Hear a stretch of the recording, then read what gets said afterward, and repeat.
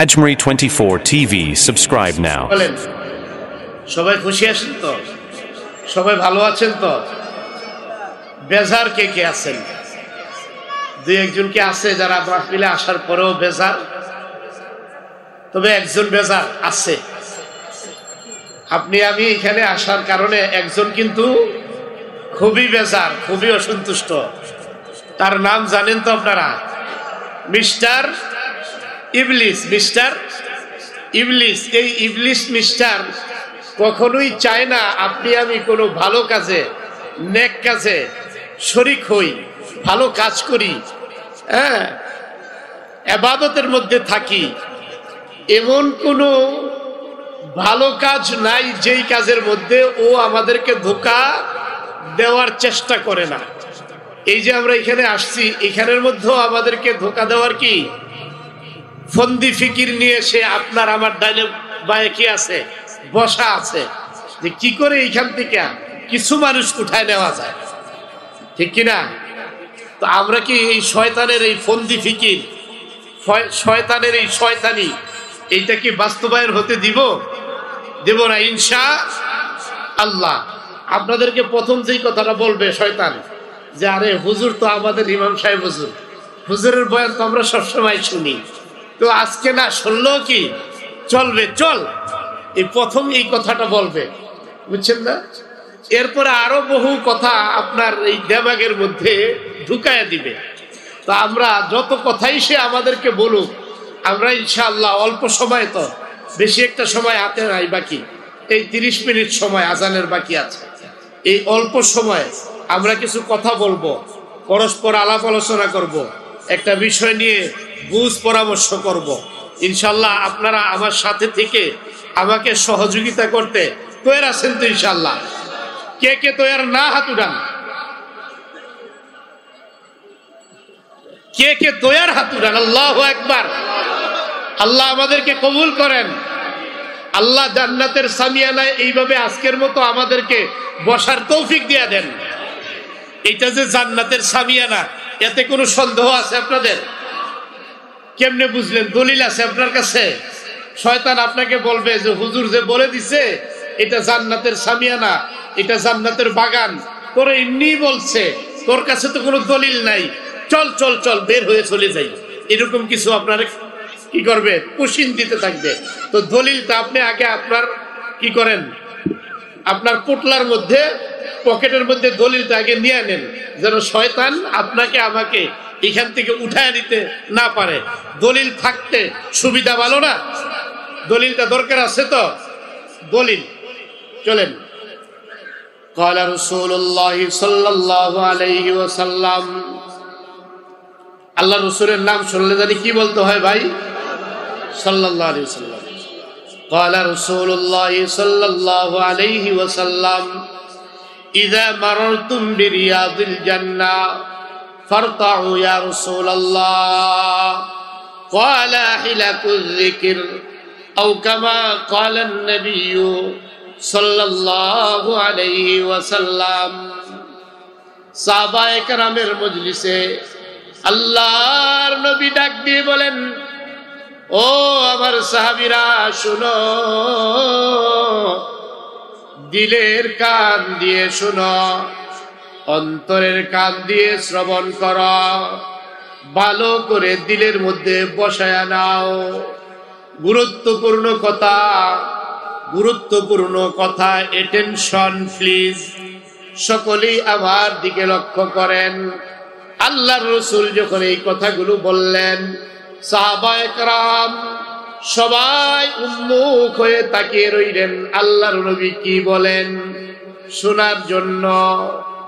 দেখবেন দেখবেন চাতক পাখি যেমন করে এক নজর, এক দৃষ্টি দিয়ে তাকিয়ে থাকে, সাহাবায়ে কেরাম আল্লাহর রাসূলের চেহারা মুবারকের দিকে এমন ভাবে তাকিয়ে থাকতেন। আল্লাহু আকবার, আল্লাহু আকবার। আল্লাহর নবীর চেহারায় আনোয়ারের দিকে তাকাইলে পরে সগীরা গুনাহ মাফ, তার আমল নামায় নেকি হয়ে যায়। আরো জোরে বলেন, জোরে বলেন আলহামদুলিল্লাহ। সাহাবায়ে কেরাম আল্লাহর রাসূলের দিকে তাকিয়ে রইলেন। আল্লাহর নবী এবার বলছেন, এদিকে এদিকে আমার দিকে তাকান, বাচ্চাদেরকে একটু বিরত করেন, বাচ্চাদেরকে একটু। মাহমুদুল হাসান সাহেব আজকের বিশেষ মেহমান, হযরত এসেছেন। আল্লাহ তাআলা হযরতের জবান থেকেও আমরা কথা বলার শোনার তৌফিক দান করেন, আমিন। হযরতকে আমাদের পক্ষ থেকে আমরা সুস্বাগতম জানাচ্ছি। আল্লাহ হযরতের নেক হায়াত দারাজ করেন। তো আমরা কোন কথা বলছিলাম? আমার দিকে সবার মনোযোগ আছে তো ইনশাআল্লাহ? তাকান। এবার আল্লাহর রাসূল বলতেছেন, সবাই আল্লাহর রাসূলের চেহারার দিকে তাকায় রয়েছে। এবার বললেন, ইদা মারারতুম বিরিয়াজিল জান্নাহ, এ সাহাবীরা রে, আমি নবী তোমাদেরকে একটা নসিহত করি, একটা ওয়াজ করি, শোনো।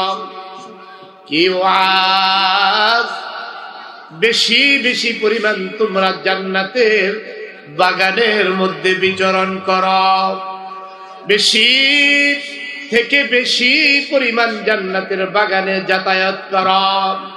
সাহাবায়ে কেরাম জিজ্ঞাসা করলেন, নবীজি গো, দুনিয়ার মধ্যে জান্নাতের বাগান কোনটা?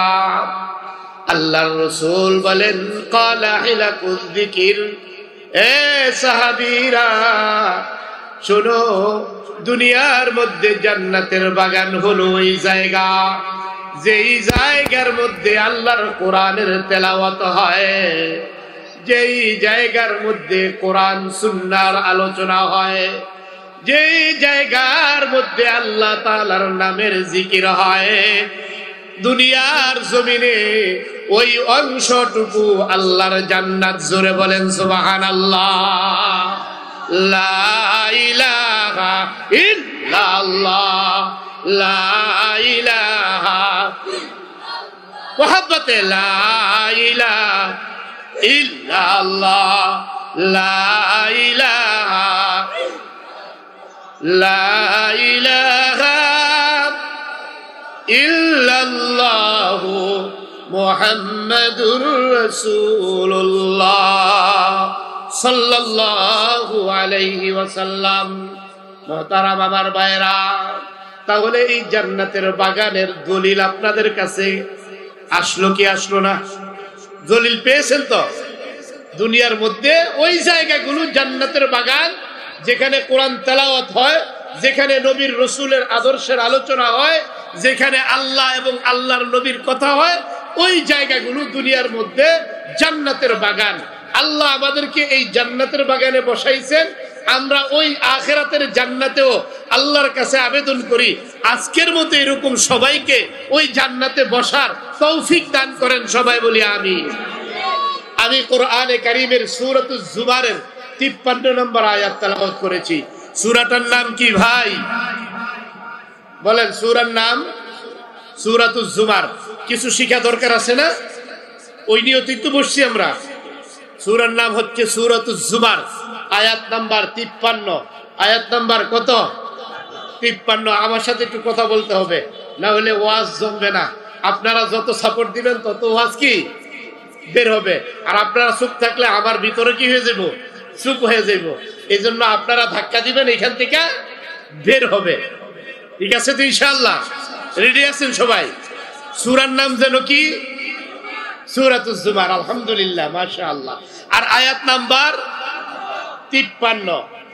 আর একটা হাদিস শরীফ তেলাওয়াত করেছি।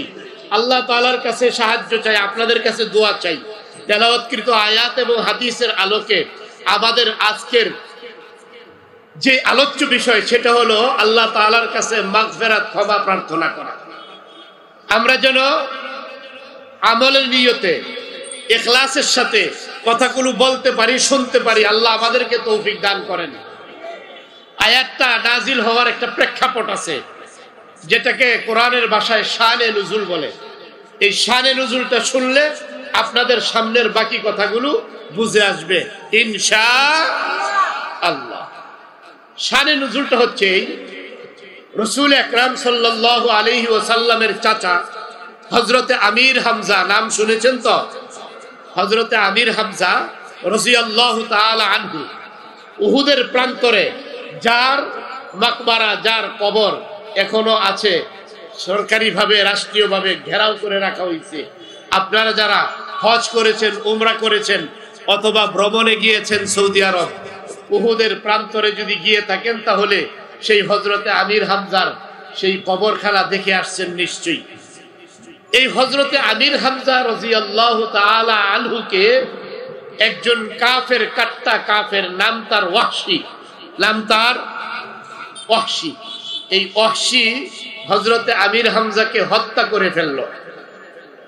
হযরতে আমির হামজাকে হত্যার পরে রাসূল আকরাম সাল্লাল্লাহু আলাইহি ওয়াসাল্লাম এত ব্যথিত হলেন, এমন কষ্ট অনুভব করলেন যেটা ভাষায় প্রকাশ করার মতো না। এত ব্যথিত হলেন আল্লাহর রাসূল। রাসূল আকরাম সাল্লাল্লাহু আলাইহি ওয়াসাল্লাম সাহাবায়ে কেরামদেরকে বললেন যে আমার চাচার হত্যাকারী এই ওয়াহশীকে তোমরা জীবিত অথবা মৃত যে অবস্থায় যেখানেই পাও তোমরা আমার সামনে উপস্থিত করো, হাজির করো। বলেন তো সাহাবায়ে কেরাম যদি আল্লাহর রাসূলের পক্ষ থেকে এমন একটা নির্দেশ পায় তাহলে সাহাবায়ে কেরাম কি আর বসে থাকার মানুষ? সাহাবায়ে কেরাম চতুর্দিকে ছড়িয়ে পড়লেন খোঁজ করার জন্য, ওয়াহশীকে ধরার জন্য। ওয়াহশী কোথায় আছে? ওয়াহশীর কানেও এই আওয়াজ পৌঁছাইল যে আল্লাহর রাসূল তাকে ধরার জন্য সাহাবায়ে কেরামকে নির্দেশ দিয়েছেন। সাহাবায়ে কেরাম চতুর্দিকে ছড়িয়ে পড়েছেন। ওয়াহশী মনে মনে ভাবলো, সাহাবায়ে কেরামের হাতে যদি ধরা পড়ে যাই তাহলে আমার তো বাঁচার বিকল্প কোনো সুরত থাকবে না। সুতরাং আমাকে বাঁচতে হলে একটা কাজ করতে হবে। কি কাজ? মনে মনে সিদ্ধান্ত নিল, শুনেছি মুহাম্মদ ইবনে আব্দুল্লাহ, মুহাম্মাদুর রাসূলুল্লাহ সাল্লাল্লাহু আলাইহি ওয়াসাল্লাম, উনি রাহমাতুল লিল আলামিন, বিশ্ববাসীর জন্য রহমত স্বরূপ আল্লাহর পক্ষ থেকে প্রেরিত হয়েছেন। যদি আমি সাহাবায়ে কেরামের চোখের আড়ালে আল্লাহর রাসূলের দরবারে উপস্থিত হয়ে যেতে পারি, যেহেতু তিনি রাহমাতুল লিল আলামিন, আশা করি উনি আমাকে বাঁচায়া দিবেন। একমাত্র বাঁচার উপায় এবং রাস্তা এই একটাই বাকি আছে। এই সিদ্ধান্ত নিল ওই হত্যাকারী ওয়াহশী। বুঝার বিষয় হইল, কাট্টা কাফের হওয়ার পরেও আল্লাহর রাসূলের প্রতি তার এই ইহসাস, এই অনুভূতি, এই বিশ্বাস যে মুহাম্মদুর রাসূলুল্লাহ রাহমাতুল লিল আলামিন, ওনার কাছে গেলে আমার জীবন রক্ষা পাবে, অথবা এর বিকল্প কোন সুরতে আমার জীবন রক্ষা পাওয়ার কোন রাস্তা বাকি নাই। তাইলে সেই যুগের কাফেররাও আল্লাহর রাসূলকে এতটা বিশ্বাস করত। কথা ঠিক কিনা? আমাদের মুসলমানের কিছু বাচ্চা আছে, মুসলমানের আছে না, মুসলমানের নামদারি কিছু বাচ্চা আছে যেগুলা নাস্তিকতার সবক নিয়া আল্লাহর রাসূলের চরিত্রের উপর কালিমা লেপন করে, আল্লাহর রাসূলকে ব্যঙ্গ করে, আল্লাহর রাসূলের ব্যঙ্গচিত্র আঁকে, রাসূলকে নিয়ে বিভিন্ন বাজে মন্তব্য করে। এমন নামদারি কিছু মুসলমানের বাচ্চা বাংলার এই জমিনেও আছে কি নাই? আছে। এরকম নামদারি মুসলমানের বাচ্চাদেরকে যদি আপনারা পান তাহলে খুব আদরের সাথে, সমজদারির সাথে বুঝাই দিতে চেষ্টা করবেন, তুই তো মুসলমানের নামদারি বাচ্চা। আজ থেকে ১৫০০ বছর আগে যারা কাট্টা কাফের ছিল তারাও আমার নবীর চরিত্রের উপর কালিমা লেপন করার দুঃসাহস দেখায় নাই। তোর মতো নামদারি মুসলমানের বাচ্চা তুই নিজেকে মুসলমানের বাচ্চা দাবি করার পরেও রাসূলের চরিত্রে কেমন করে কালিমা লেপন করস? যদি তওবা না করে তাহলে এর যে আইনগত শাস্তি হওয়া দরকার, আইনের হাতে এদেরকে সুপর্দ করে দিবেন, ঠিক কিনা? তো যে কথা বলছিলাম, ওয়াহশী কাফের হওয়ার পরেও আল্লাহর রসুলের প্রতি তার এই বিশ্বাস, যদি রসুলের কাছে পৌঁছাইতে পারি আমি বেঁচে যাব। এখন রসুলের কাছে পৌঁছানোর কোন রাস্তা তো খুঁজে পায় না, কারণ সাহাবায়ে কেরাম চতুর্দিকে আল্লাহর রসুলের বেষ্টনীতে আছে এবং পুরা আরবের মধ্যে ছড়ায় পড়ছে ওরে ধরার জন্য। ওয়াহশী এবার একটা চিঠি লেখছে আল্লাহর রসুলের কাছে। কত বুদ্ধিমান দেখেন, একটা চিঠি লেখছে। চিঠির মধ্যে আবার আল্লাহর রসুলের একটা হাদিসের উদ্ধৃতিও দিয়েছে। চিঠির মধ্যে কি লেখছে?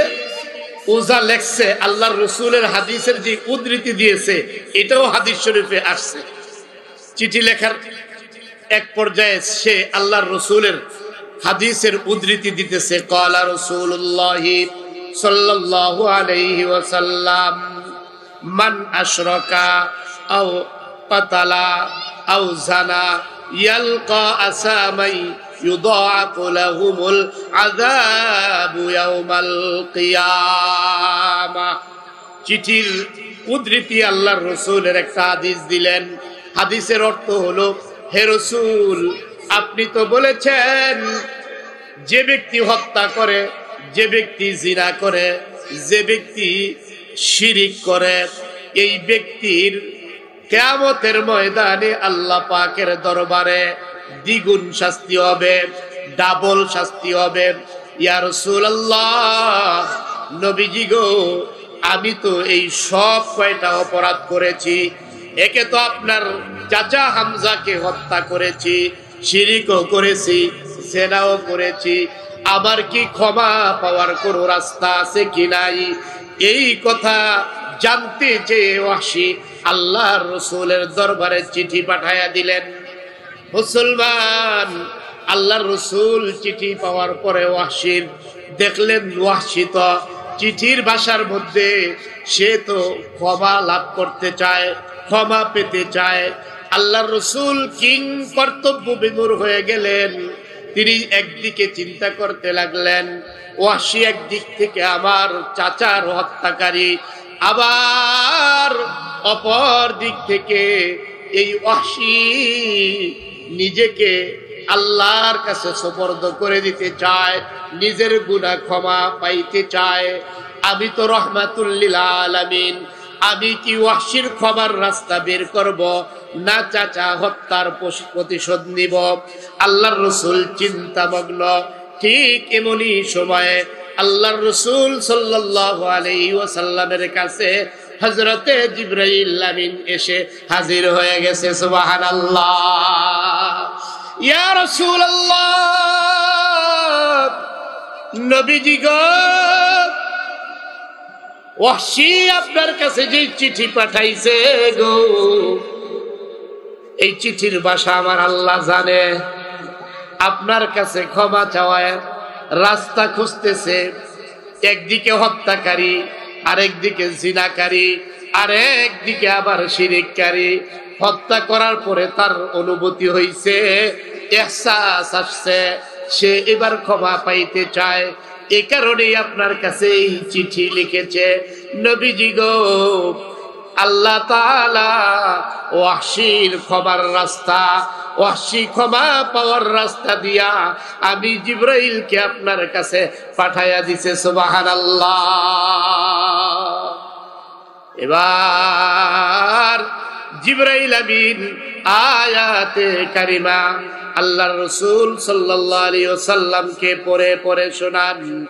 ইল্লা মান তাবা ওয়া আমানা ওয়া আমিলা আমালান সালিহা ফাউলাইকা ইউবাদদিলুল্লাহু সাইয়্যাতিহিম হাসানাত।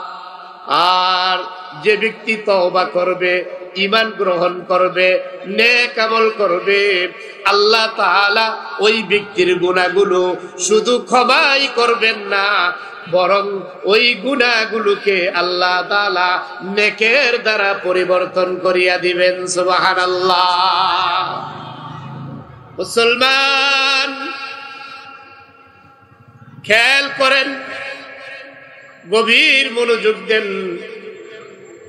এই আয়াত যখন আল্লাহ রাসূলের কাছে জিবরাইল ওয়াহশীর কাছে আয়াতে কারিমা পাঠিয়ে দিলেন, আল্লাহ তাআলা এই তিনটা শর্ত দিয়েছেন। তওবা করতে হবে, ঈমান আনতে হবে, নেক আমল করতে হবে। যদি এই তিন শর্ত পালন করো তাহলে তোমাকে ক্ষমা করবেন। শুধু তাই নয়, তোমার জিন্দেগীর গুনাহগুলোকেও আল্লাহ তাআলা নেক দ্বারা পরিবর্তন করে দিবেন। এই কথা যখন ওয়াহশী জানতে পারল, এবার প্রতি উত্তরে ওয়াহশী আবার চিঠি লেখে, নবীজি গো, এর মধ্যে তো অনেক শর্ত দেখা যায়, এত শর্ত দিয়া তো আমি তওবা করতে পারবো না। দেখছেন নি কেমন তওবাকারী? একে তো চুরির চুরি, তার উপরে সিনা ঝুরি, গুনাও করছে, হত্যাও করছে, আবার জেনাও করছে, শিরিক করছে, আবার এদিকে ক্ষমাও প্রাইতে চায়। আল্লাহ যখন আয়াত নাজিল করলেন এইভাবে এইভাবে তওবা করো, ক্ষমা পেয়ে যাইবা, এখন কয় এত এত শর্ত দিয়ে আমি তওবা করতে রাজি না। আরে কি অদ্ভুত ব্যাপার! আল্লাহর রাসূল এবার আবার ধ্যানমগ্ন হইছেন। আবার কিছুদিন গেল, এবার জিবরাইল আমিন দ্বিতীয় আয়াত নিয়ে আসছেন, ওয়াল্লাযীনা ইযা ফাআলু ফাহিশাতান আও যালামু আনফুসাহুম যাকারুল্লাহা ফাস্তাগফারু লিযুনুবিহিম ওয়া মান ইয়াগফিরুয যুনুবা ইল্লাল্লাহ। জিবরাইল আমিন আয়াত নিয়ে আসছেন, যারা নিজের উপর জুলুম করে, কেমনে জুলুম করে? নিজে গুনাহ করে নিজের উপর জুলুম করে, ফাহেশা কাজ করে, অশ্লীল কাজ করে। ওয়াল্লাযীনা ইযা ফাআলু ফাহিশাতান আও যালামু আনফুসাহুম, আর নিজের উপর জুলুম করছে, ফাহেশা কাজ করছে, যাকারুল্লাহ, আল্লাহকে যখন স্মরণ করে, তারা আল্লাহকে ডাকে, আল্লাহর কাছে নত হয়, ফাস্তাগফারু লিযুনুবিহিম, আল্লাহ তাআলা ওই ব্যক্তিদের জীবনের গুনাহগুলো সব ক্ষমা করে দেন। সুবহানাল্লাহ। ওয়া মান ইয়াগফিরু যুনুবা ইল্লাল্লাহ। আবার আল্লাহ কত না দয়ালু, ডাক দিয়া বলেন, এ বান্দা, আমি ছাড়া তোদের গুনাহ আর কেই বা ক্ষমা করতে পারে? আমি তো তোদের গুনাহ ক্ষমা করব। তোরা গুনাহ করবি, অপরাধ করবি, অন্যায় করবি, অশ্লীল কাজ করবি, এইভাবে নিজের জীবন ধ্বংস করে দিবি। আর যখন সময় হবে, সুযোগ হবে, তখন আমার কাছে, আমি আল্লাহকে স্মরণ কর, আমার কাছে অবনত হয়ে যা, আমি আল্লাহর কাছে ক্ষমা চা, তো আমি আল্লাহ তোদের জীবনের সব গুনাহগুলো ক্ষমা করে দিব, ক্ষমা করে দিব, ক্ষমা করে দিব। সুবহানাল্লাহ। এই আয়াত যখন ওয়াহশীর কাছে পৌঁছাইল, দ্বিতীয় আয়াত, ওয়াহশী কয়, না, এটার মধ্যে অনেক শর্ত, এত শর্ত দিয়ে আমি তওবা করতে রাজি না। কারবারটা কি? এত শর্ত দিয়া তওবা করতে রাজি না।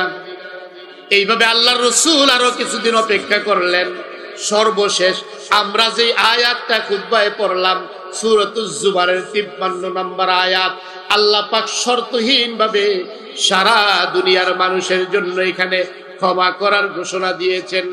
জিবরাইল আমিন আয়াতে কারিমা নিয়ে আসছে, কুলিয়া ইবাদিয়াল্লাযীনা আসরাফু আলা আনফুসিহিম লা তাকনাতু মির রাহমাতিল্লাহ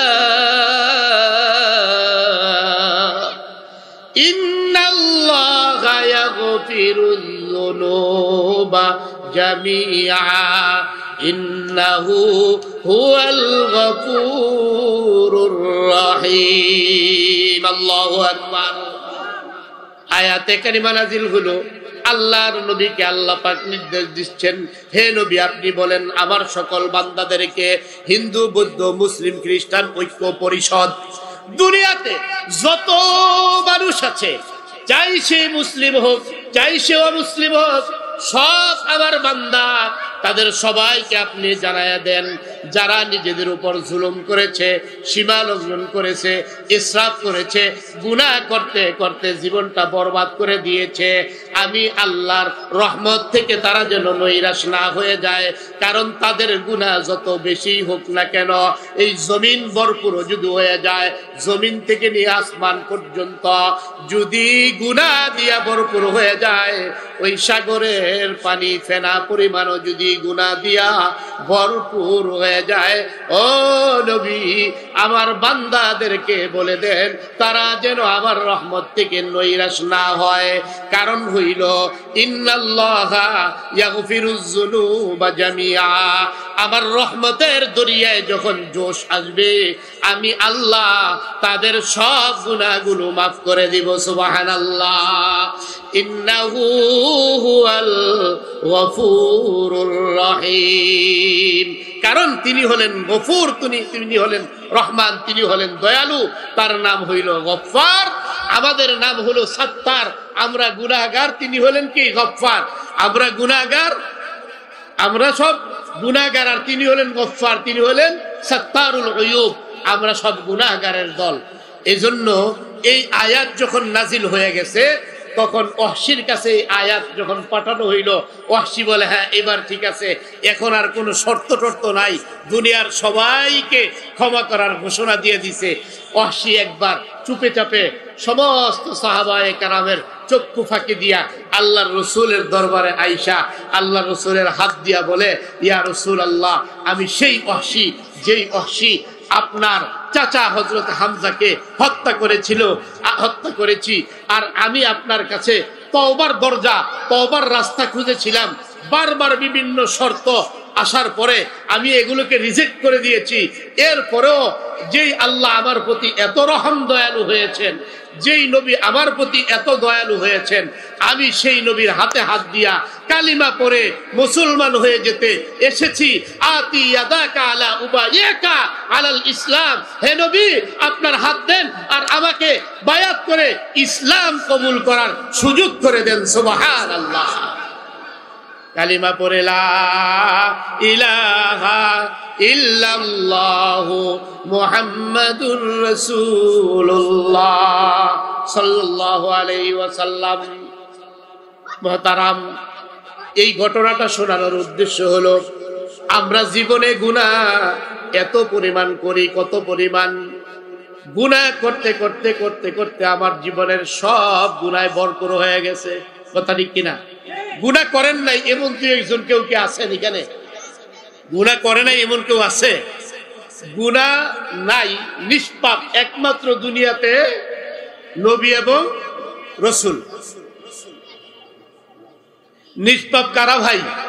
নবী এবং রসুলরা হলেন কি নিষ্পাপ, তাদের গুনাহ নাই। এছাড়া বাকি সকলেরই গুনাহ আছে। নবীর ছাত্র সাহাবায়ে কেরাম তারাও গুনাহ করছেন, কিন্তু গুনাহ নিয়া তারা কবরে যান নাই। আল্লাহর কাছ থেকে ক্ষমা নিয়া, আল্লাহর পক্ষ থেকে ক্ষমার ঘোষণা নিয়া এরপরে তারা কবরে গেছেন। আল্লাহু আকবার। তাহলে তারা কেমন তওবা করেছিলেন? আল্লাহ তাআলা কোরআনে কারীমের মধ্যে বলেন, রাদিয়াল্লাহু আনহুম ওয়া রাদু আন আস-সাবিকুনাল আউয়ালুনা মিনাল মুহাজিরিনা ওয়াল আনসার ওয়াল্লাযীনা ইত্তাবাউহুম বিইহসান রাদিয়াল্লাহু আনহুম ওয়া রাদু আন। আল্লাহ পাক এই আয়াতের মধ্যে সাহাবায়ে কেরামের শুরু থেকে শেষ পর্যন্ত, একবারে ওয়াহশি পর্যন্ত সকলকে একীভূত করে, ইনক্লুড করে ঘোষণা দিয়েছেন, এই সাহাবীরা গুনাহ করছে কিন্তু আমার কাছে তওবা করছে, আমি তাদের তওবা কবুল করেছি, তাদেরকে মাফ করেছি, তাদেরকে আমি আল্লাহ মাফ করার ঘোষণা দিলাম, এবং তারা দুনিয়া থেকে গুনাহ করার পরে ক্ষমা নিয়া নিষ্পাপ হইয়া এরপরে কবরে গেছে।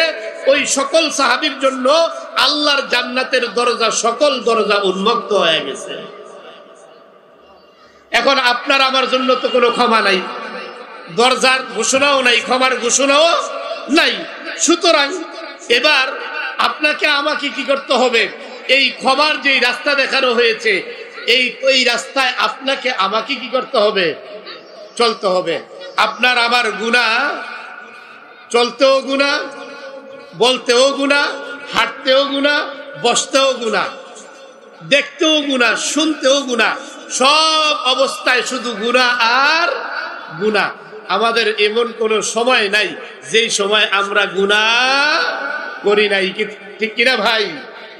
সালেহাদার বন্দে আসিয়া গাস্তায়েন, সালেহাদার বন্দে আসিয়া গাস্তায়েন, আখিরাত করদা পশিমা গাস্তায়েন, দায়েমা দর ফিসকে আসিয়া মন্দায়েন, হাম করিনো নফস শয়তা মন্দায়েন, রোজ শবআন দরমাসি বুদায়েন, রোজ শবআন দরমাসি বুদায়েন, গাফিল আজ আমরু নওয়াহি বুদায়েন, বেগুনাহ না গুজশতে বরমা সাতে, বা হুজুরে দিল ন করদম তাতে, বরদরে আ মুদ বন্দে বগরিখতা, আবরুয়ে खुद बासियारी खता, मगफिरत दा रद उम्मीद अज लुत्फे तू, जाके खुद फर मुदे ला